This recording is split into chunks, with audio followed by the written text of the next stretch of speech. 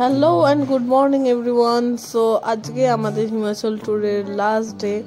তো হিমাচল থেকে আমরা আজকে বেরিয়ে যাব। তো মনটা একটু খারাপই রয়েছে, হিমাচলকে ছেড়ে আমরা আবার চলে আসছি, জানি না আবার কবে আসতে পারবো। তো আজকে আমাদের প্ল্যান হচ্ছে আমরা এখান থেকে ডাইরেক্ট চলে যাব আম্বালা ক্যান্টনমেন্ট স্টেশনে। সেখানে আমাদের রিটায়ারিং রুম বুক করা আছে। তো রিটায়ারিং রুমটা কেমন হয় সেটাও আমরা দেখব। আর অ্যাজ ওয়েল অ্যাজ আমাদের রিটায়ারিং রুম সমস্ত কিছু দিয়ে পড়েছিল পার রুম 404 টাকা কি 5 টাকা মতো। তো হ্যাঁ, আমরা কিছু ঘন্টার জন্যই বুক করেছিলাম, কারণ আমাদের ট্রেনটা একটুখানি, আমরা সন্ধ্যের মধ্যে পৌঁছে যাব। আমাদের ট্রেন ছিল রাত্রি 1টারও পরে। তো সেই টাইমটা কোথায় থাকবো, কোথায় বসবো, জাস্ট তাই এই কারণটার জন্য আমরা একটা রিটায়ারিং রুম জাস্ট ফ্রেশ হওয়ার জন্য বুক করে নিয়েছি।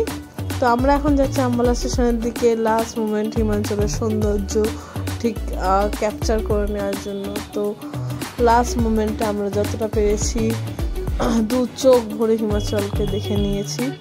তো আস্তে আস্তে আমরা আম্বালার দিকে যাচ্ছি। তো আপনারাও ভিউটা এনজয় করুন, আমরাও যাই আম্বালা স্টেশনের দিকে।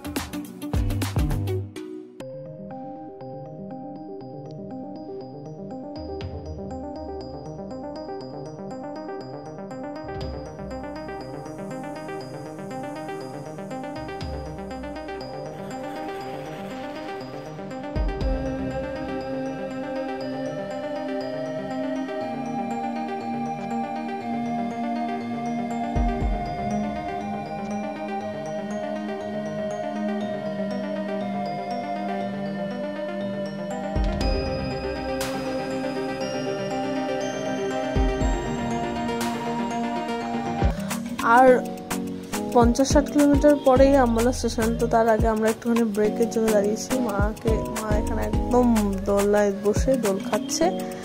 আর তো আমরা দাঁড়িয়েছি ধাবায়, এখানে লাস্টেসি খেয়ে তারপরে আমরা আবার যাবো স্টেশনের দিকে। তো ফাইনালি একটা লম্বা জার্নি করে আমরা আম্বালা স্টেশনের কাছে পৌঁছে গেছি। আর এটা ছিল আমাদের রিটায়ারিং রুম। হ্যাঁ, রুমটা বেশ বড়ই ছিল এবং হ্যাঁ, একটা বেড দিয়ে ব্ল্যাঙ্কেট দিয়ে একদম ঠিকঠাক ছিল। ট্রেনের আওয়াজ আসছিল, কিন্তু একটু ড্যাম ছিল, কিছু দেয়ালেই ড্যামেজ ছিল। বাথরুম পরিষ্কার ছিল, সব কিছুই মোটামুটি। দেয়ালগুলোতে একটু ড্যাম ওঠা ছিল, তো বাদ বাকি এছাড়া সবই ভালোই ছিল মোটামুটি। হ্যাঁ, কিছুক্ষণ কাটানোর জন্য যথেষ্টই ভালো বলা যেতে পারে।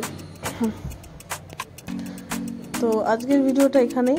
ভালো লাগলে লাইক, কমেন্ট, শেয়ার করতে অবশ্যই ভুলবেন না।